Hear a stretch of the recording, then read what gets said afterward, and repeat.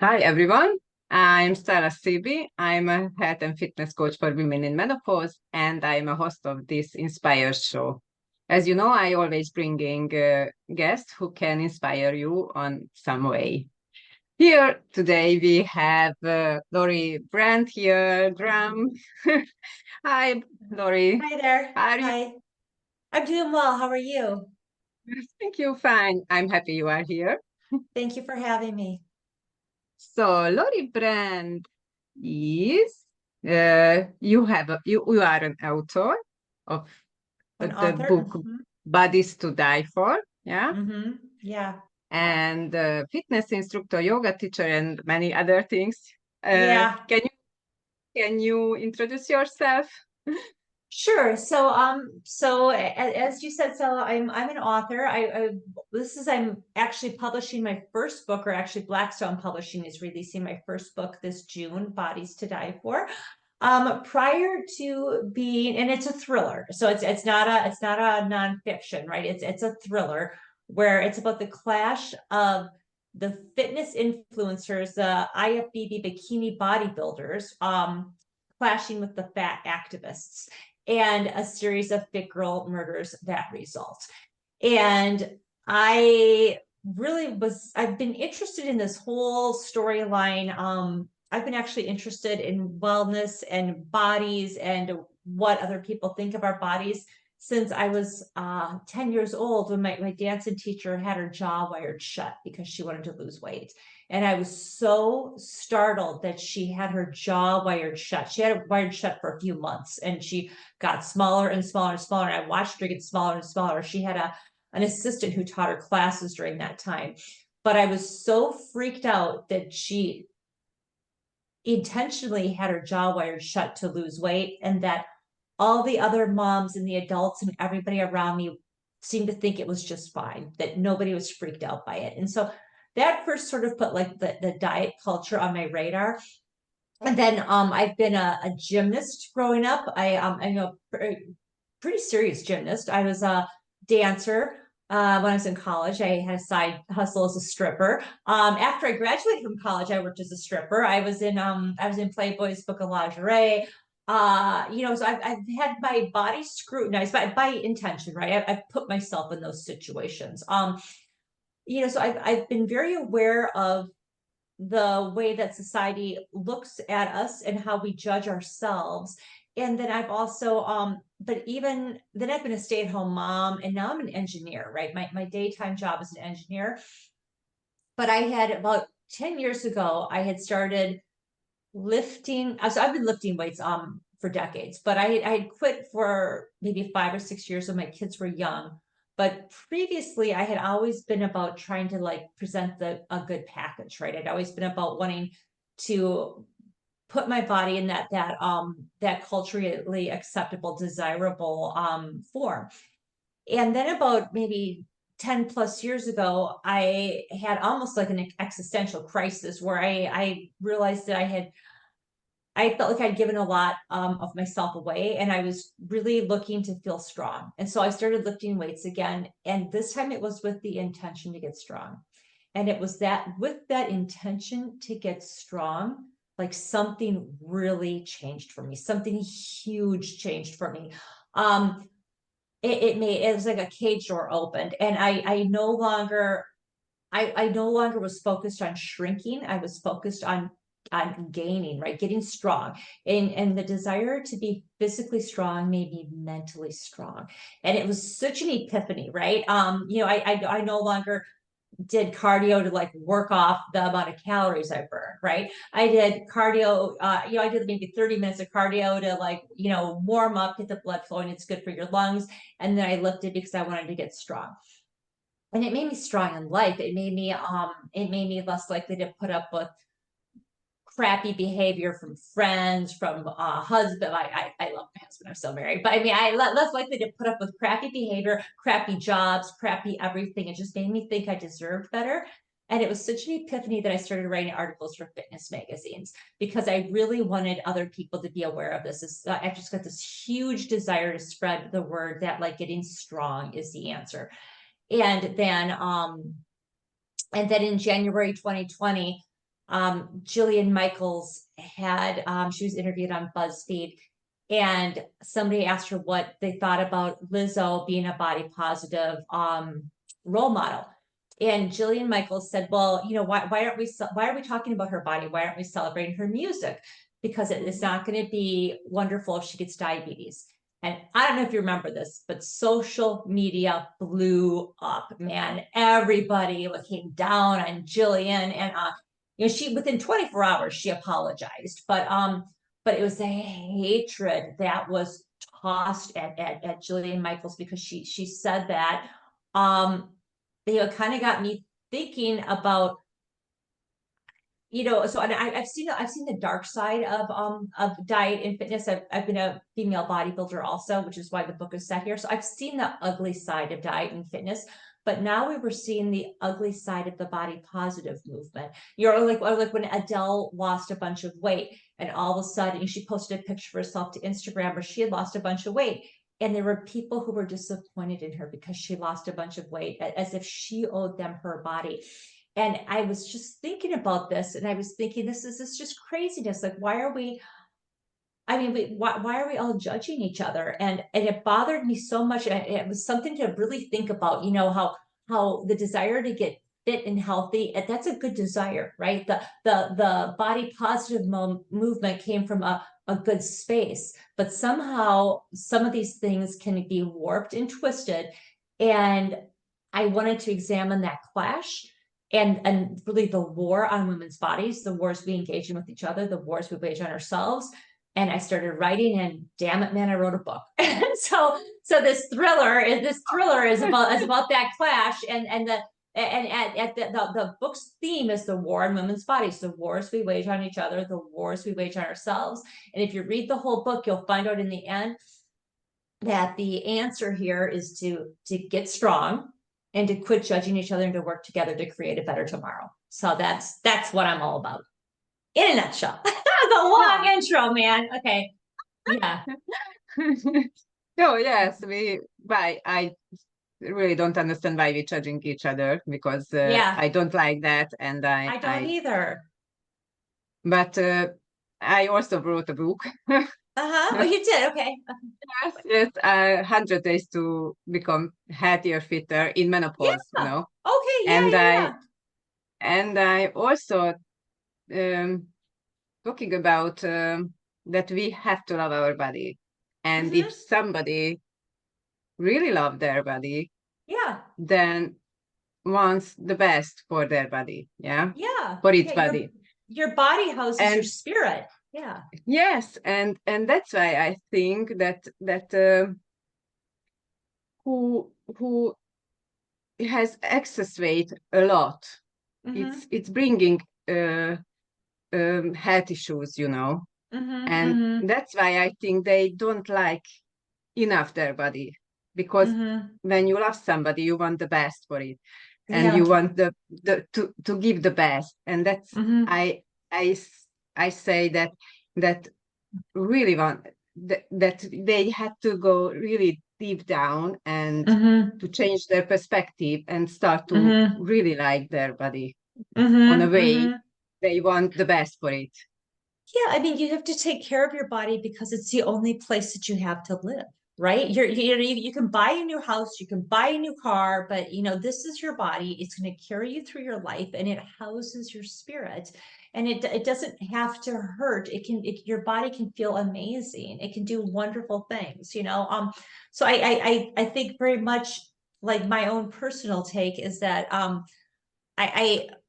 I think you should try to nourish your body and take care of your body and treat it well. You know, if you love your body will love you back, you know.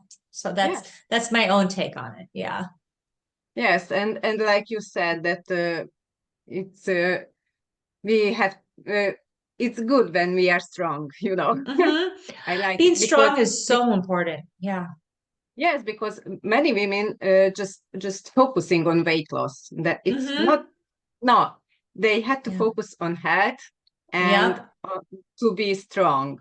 Yeah, and that's it. And when they are focusing on that, they there will lost weight, you know. Yeah, They yeah. there will be look better and they will feel better, I think, and that is the Yeah. point, I think. You know, it also, you know, I mean, there's just been so many studies that you know, as you start, I think it's what, after age like 30 or so, you start to lose, I forget what percentage of it, but it's a fairly high percentage of your muscle every year, or every decade. You know, so if you don't do some weight bearing exercise, you're going to start to lose that muscle. And as you start to lose your muscle, you know, you become more prone to injuries. You know, Mhm. also lifting weights also improves your balance, you know, especially if you do some single leg work. I'm a big fan of single leg work.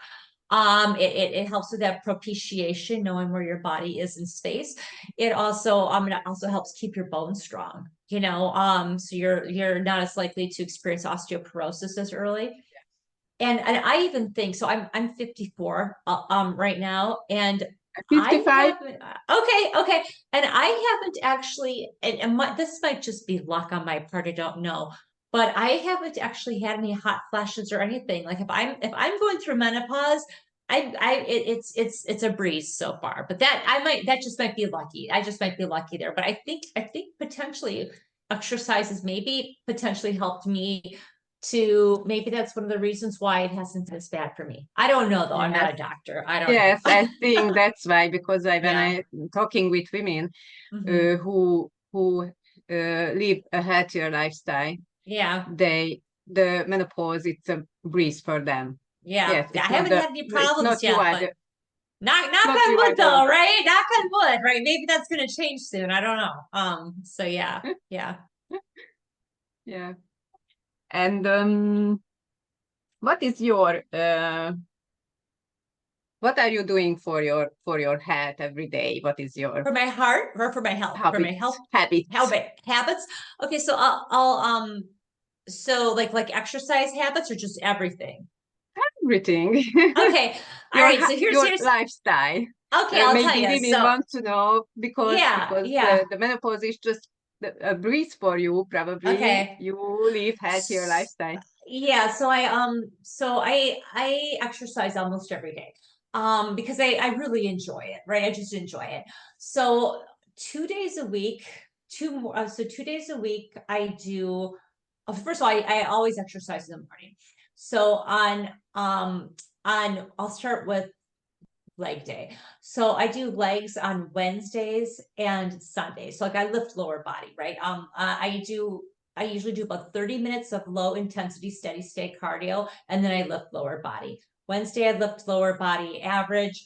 Sunday I lift lower body heavy. I again on Tuesdays and Saturdays I do about again 30 minutes or so of low intensity steady state cardio, and then I don't run, right? I either do a Peloton bike or an elliptical.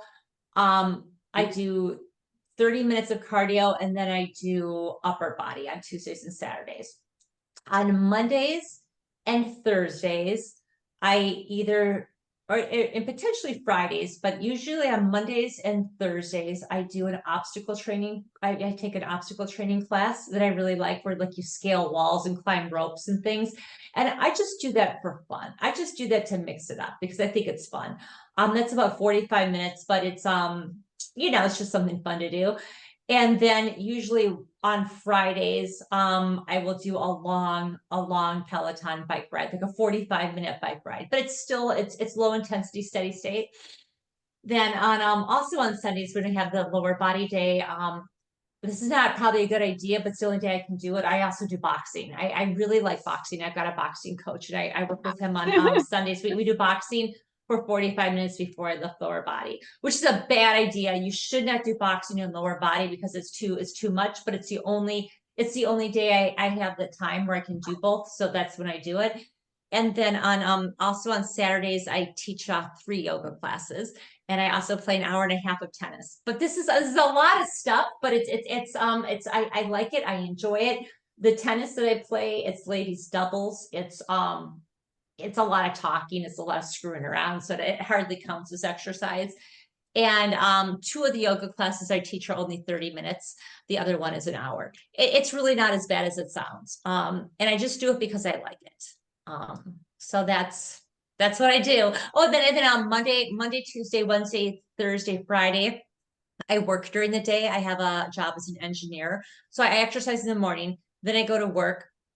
And then in the evenings, for about 2 hours in the evenings, I either write or I do stuff related to my writing. Like if I have to write an article, because I get this book coming out, or if I have to do marketing type of stuff that like I need to like order supplies or whatever. Like I spend about 2 hours on something that's related to my my writing in my book in the evenings for 2 hours a day, every day, Monday through Saturday, and on Sundays I have a long writing day.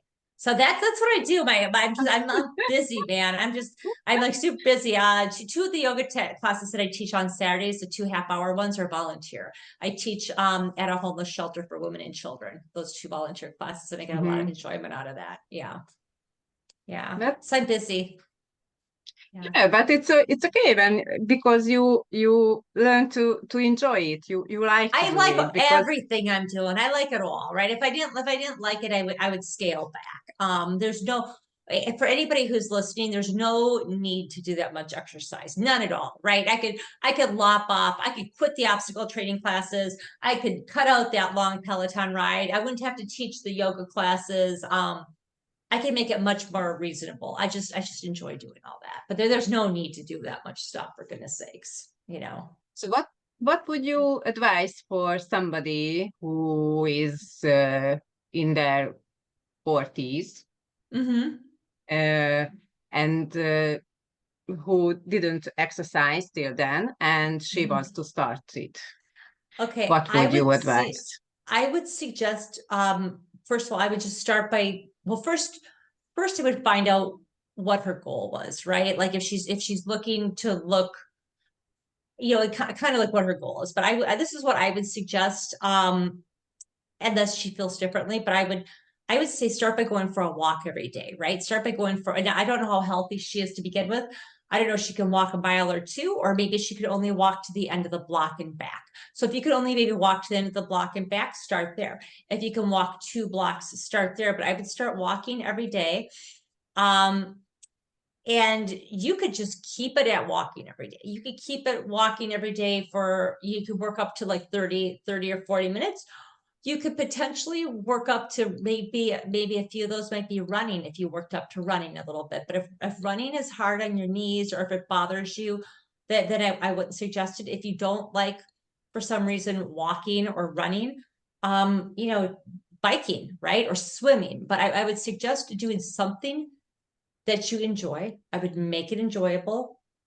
And I would start also, if you're okay with this, first I would just start with the moving, right? I would just start with the walking, but then I would start to gradually add in some strength training. And if you live close to a gym, I might suggest having a few training sessions so that you get familiar with that. But if you don't, there are things that you can do at home. As a matter of fact, if you look on my website, Lori Brand Writes, I've got a tab called Win the Body War. And I have all sorts of different exercises you can do. I've got one routine that you could do at home where you don't need any equipment at all. You can do push-ups, you can do walking lunges. There are many things that you can do at home without any equipment. You could Google home exercises, no equipment. Then if you're still not by a gym, you might eventually work up to buying yourself a few pairs of dumbbells, because now you've got some resistance weights, and you could do walking lunges with dumbbells. You could do bench press on the floor, or just with a step with the dumbbells. You maybe install a pull-up bar at your house. If you can't do a pull-up by yourself, you can start by using a band to help you, or you can use a chair to help you. I'd like to see either put in a gym in the basement, like a squat rack and things, or go to a gym. But if you don't have that, or if that's not your cup of tea, you don't have to. But I just think it's important. I think it's important to eventually work up to some strength training, whatever that is for you. But it should be something that you, even if you don't enjoy it, just try it anyway. Because I think if you start strength training, I think within 3 or 4 or 5 months, I think the way it's going to make you feel I think you will start to like it. I think you'll start to crave it. I hate not doing it. Like I get crabby if I don't. And then I would also suggest making sure that your diet that your diet supports your training. Um, I try to eat like a minimum of 5 different fruits and vegetables a day. Nothing complicated, right? Just try to get at least 5 fruits and vegetables a day. Try to get protein with most of your meals. Um, and you just start there, right? That I think if you could, I mean, I try to shoot for at least 100 grams of protein a day, but if you don't want to count protein grams and things, just try to shoot for getting a decent amount of protein at all your meals and at maybe at least half of your snacks. Have a good source of protein. I would start there. Yeah. Just make it very manageable, just very manageable, and maybe start to cut out some processed foods and things like that. But I would just start small steps. You don't have to do everything overnight. Start small. But I think if you make a commitment and if you do this for 3 or 4 weeks even, I think you're going to feel so much better that you might not want to go back. I Yeah. know every now and then if for whatever reason, I have like a few days where like I just don't have very nutritious meals. It has to be for a couple of days, right? Usually one meal or two is not going to throw you off. But like if you have like about 2 days where you don't have very nutritious meals, I myself will start to feel it, right? I'll start to not, I don't feel quite so bright-eyed, quite so bushy-tailed. You know, I really think I'd give it a whirl. That's just what I would say. I would give it a whirl. Give eating fruits and vegetables and a lot of protein a whirl and see how you feel. So, yeah. Yeah. We need protein and Yeah, very vegetables. much. Yeah. I mean, like I myself try to get like 20 to 30 grams with breakfast, 20 to 30 grams with lunch. I try to get 20 to 30 grams with my morning snack because I lift in the morning. So my morning is more heavily loaded with protein.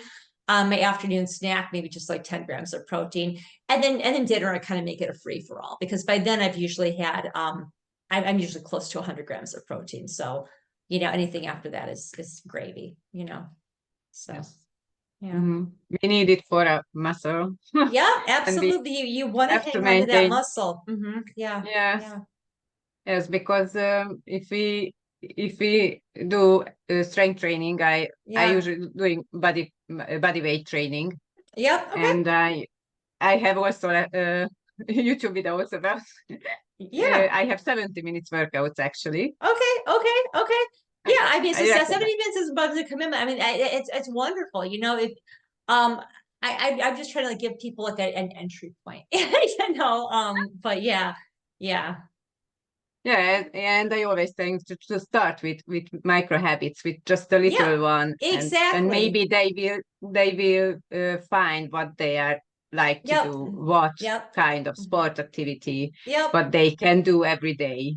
Yep. Because I think also that we need a little every day.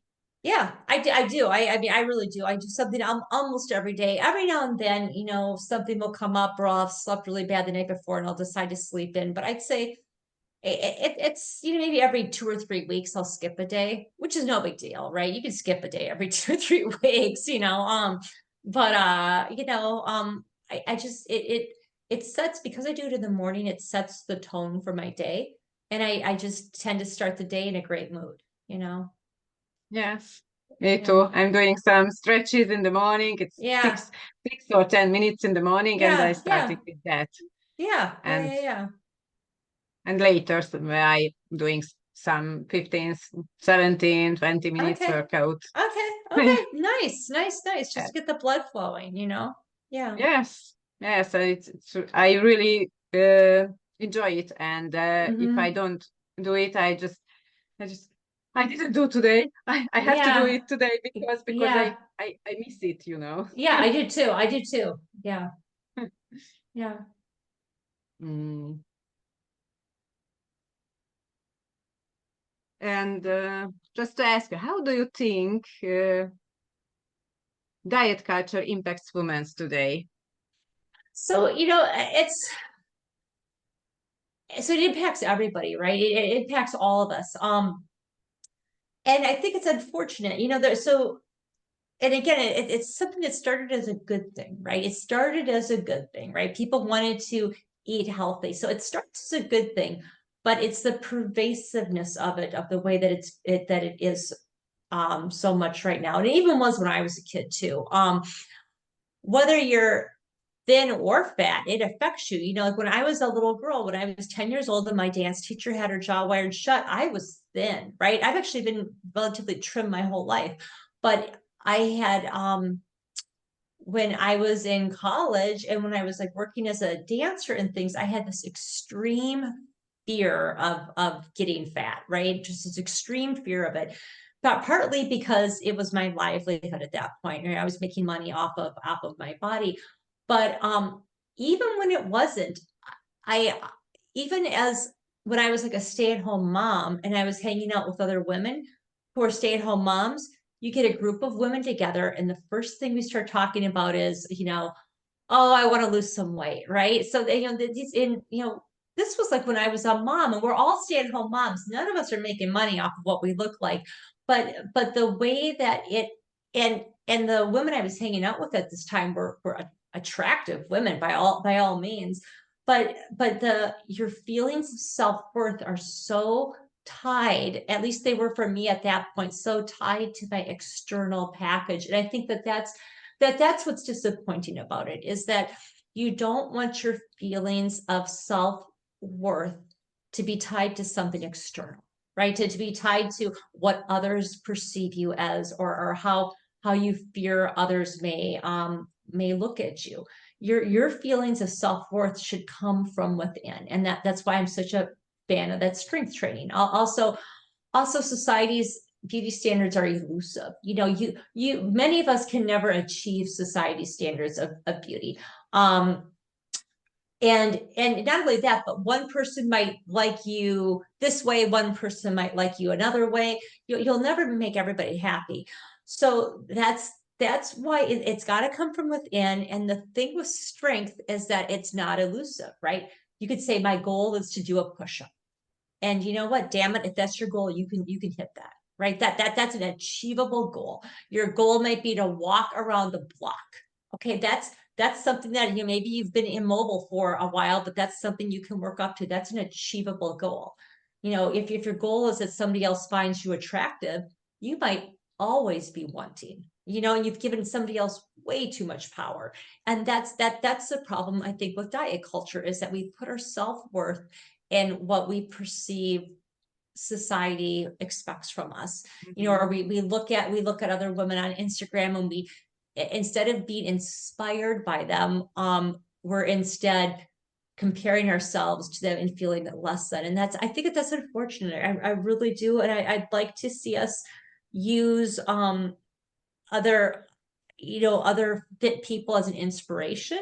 I'd like us I'd like you to like yourself, to want something good for yourself, to want to get strong, to feel strong, but not to please some external force, not to try to fit into some package that society has stamped as appropriate, you know. So that's how I kind of feel about diet culture. You Yes, know? they have to give us inspiration, not just not Mm-hmm. so we don't see their path, their journey, Yeah. Right. because it's not easy Right. when somebody wants to look like that, and it's in the beginning it's not easy, but Right. when But you in it, used to that new habits, yeah. it's easy, you know. And And that's yeah. why I yeah. And it's also on us, right? We're the people doing the looking, right? So it's not on that model to provide you the body that you think that she should have, right? It's how you are, you know, you're the one that looks out at the world, and you know, where somebody else might find the same person inspirational. If it makes you feel bad, I think you need to examine that yourself. Or if it makes you feel bad, quit looking at that person. Then, you know, don't seek that out, or examine what about it's making you feel bad, and what could you change about yourself to make yourself feel better. But it's really the thing is that it's up to us, right? I mean, we have the tools, we have the control, it's within ourselves. It's not, you know, we're not victims, right? We have the power.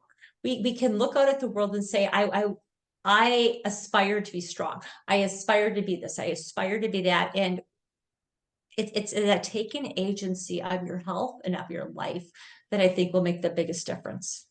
So anyway, I have strong feelings about this, man. Okay. Okay. And what would you not advise? What is your message for my listener? There's two messages. One of them is that we need to quit judging each other. When we, as women, if you don't like diet culture, if you don't like the way that other women are treating each other, it's up to us, right? We always say it's society doing it. Society is doing this. Well, you know what? Who society is? Society is us, right? It's up to us. It's up to you and your immediate friends, the people in your circle that you have control over to make a better world for our daughters, for the lives that we're bringing into this world. We need to work together to be kind to each other, to be generous of spirit, to not judge each other. And then the other big thing is that you win the body. So my book was originally called Body Wars. When I wrote the book, I had called it Body Wars. The publisher didn't think that sounded like a thriller, so now it's called Bodies to Die For. But I still think of the book as Body Wars. And you win the body war by walking away, right? We walk away from other people's opinions, from what society says, but where do you walk to? You walk to getting strong. And I think if we can, instead of focusing on shrinking, if we can focus on getting strong, on growth, there, you know, one is shrinking, it's minimizing. The other one about getting strong is growth. It's a growth mentality. I think it opens a cage door. I think it changes you mentally. I find it so inspirational that like I want to like spread the world, man, the word. I want everybody to like start lifting weights and getting strong. You know? So that's what I'd like to see. Yeah. Thank you. It's nice. Yeah. Okay. And thank you, Lori. You're welcome. I will put down your how they can reach you and Yeah. your book. Yeah. And Yeah. And if anybody wants to, so, you know, on my website, there's like a contact form, and I'm not selling anything, right? The only thing that you can buy is my book from like my publisher, right? You buy the book on anywhere. You can buy it at Barnes and Noble, Target, Amazon. You can buy the book anywhere. You know, it's audio, hardcover, Kindle. You can buy it any form you want. So I'm not selling another thing other than a book, right? But if you want to contact me, if you've got questions about exercise, about lifting weight, about protein grams, about like macros, I am happy to answer questions. Because I just, and you can also find me on Instagram, because I'm just I believe in this so strongly that I would just really, really, really like all your listeners to like start getting strong and be kind. So that's, I'd love to see that. So yeah. that's All strong. right. Okay. Yeah. Yeah.